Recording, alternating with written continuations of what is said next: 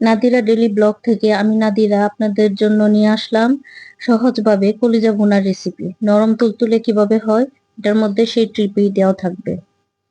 দিয়ে দিলাম গরম তেলে পেঁয়াজ কুচি, ভালোভাবে নেড়ে ব্রাউন কালার হওয়া আগ পর্যন্ত এটাকে ভাজতে হবে যেন ফ্লেভার সুন্দর আসে। দিয়ে দিলাম অল্প পানি মশলা কষানোর জন্য, দিয়ে দিলাম লবণ, দিয়ে দিলাম 1 চামচ রসুন বাটা, তারপর আদা বাটা 1 চামচ, এখন দিয়ে দিলাম 2 চামচ হলুদের গুঁড়ি, তারপর দিয়ে দিলাম 2 চামচ মরিচের গুঁড়ি। যারা বেশি ঝাল খেতে চান তারা ঝালটা আর একটু বাড়িয়ে দিতে পারেন। এখন দিয়ে দিলাম ধনিয়া গুঁড়ি,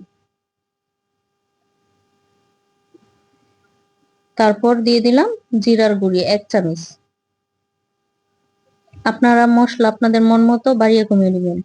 এখন দিয়ে দিলাম এলাচ দারচিনি গুঁড়ি, যারা গুঁড়া খেতে পছন্দ করেন না তারা আস্ত দিবেন।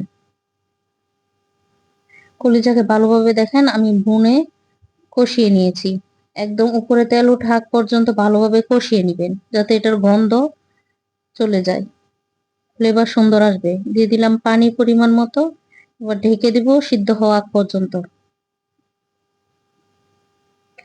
দেখেন আমার কলিজা কিন্তু প্রায় হয়ে আসছে এবং আমি দেখিয়ে দিচ্ছি, দেখেন কতটা নরম তুলতুলে হয়েছে।